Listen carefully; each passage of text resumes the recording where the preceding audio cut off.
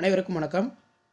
இன்றைக்கி இந்த வீடியோ நம்ம என்ன அப்டேட் பார்க்க போகிறோம்னு பார்த்தீங்கன்னா 11ஆம் வகுப்பு தமிழ் பப்ளிக் எக்ஸாமினேஷன் மார்ச் 2025க்கான தமிழுக்கான ஒரிஜினல் கொஷின் பேப்பர் தான் பார்க்க போகிறோம். அது பார்க்கறதுக்கு முன்னாடி மாணக்கர் ஆசிரியர் யூடியூப் சேனல் சப்ஸ்கிரைப் பண்ணிக்கோங்க.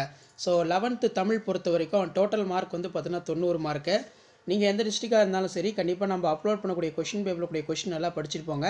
இந்த மாடலை பேஸ் பண்ணி தான் கொஷின்ஸ் எல்லாமே பப்ளிக் எக்ஸாமினேஷனுக்கு வந்து எடுப்பாங்க. இதில் இருக்கக்கூடிய குருவினா, சிறுவினா, நெடுவினா, ஒரு மதிப்பெண் வினாக்கள், இலக்கண குறிப்பு, பகுபத உறுப்பிலக்கணம், புணர்ச்சி, கலைச்சொல்லாக்கம் எதுவும் ஸ்கிப் பண்ணாதீங்க. எல்லாத்தையும் நல்லா படிச்சிருப்பாங்க. மறக்காத வீடியோக்கு ஒரு லைக் கொடுங்க. அடுத்தடுத்து நிறைய வீடியோ வந்து பார்த்தீங்கன்னா தமிழுக்கு வந்து அப்லோட் பண்ண போகிறோம். பப்ளிக் எக்ஸாமினேஷனுக்கு கண்டிப்பாக இந்த கவர்மெண்ட்டோட ஒரிஜினல் கொஷின் பேப்பர் ரொம்ப யூஸ்ஃபுல்லாக இருக்கும்.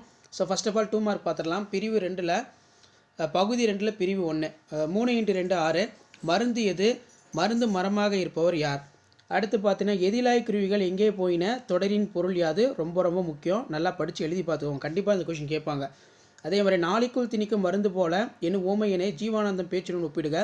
கோட்டை என்னும் சொல் திராவிட மொழிகளில் இருந்து எவ்வாறு எடுத்தாளப்பட்டுள்ளது. வரை என்னும் சொல் உணர்த்தும் பொருள் யாது, ரொம்ப முக்கியம்.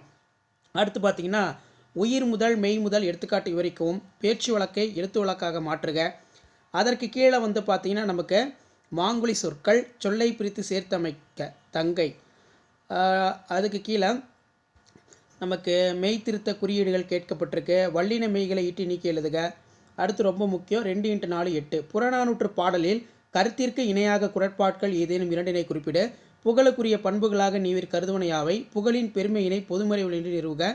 உயர்தமிழை உயிரென்று போற்றுமீன்கள் இடஞ்சுட்டி பொருள் விளக்குக. வாய்க்காலின் சிறப்புகளாக குறிப்பிடுவன யாவை, ரொம்ப முக்கியம். அடுத்து பார்த்தீங்கன்னா ஜீவாவின் பேச்சு நிலை குறித்து சுந்தர ராமசாமி கூறுவன யாவை. மழை மனித வாழ்வில் சிறப்பிடம் பெற்றுள்ளது என்பதை எடுத்துக்காட்டுடன் விவரிக்க. நேரடி மொழி என்பதை நம் பாடவழி நின்று எழுதுக. திராவிடர்களின் மலை குடியிருப்புகள் பற்றி எழுதுக. அணி பொறுத்த வரைக்கும் உருவகணி, சொற்பொருள், ஊமையணி இதெல்லாம் நல்லா படிச்சுக்கோங்க.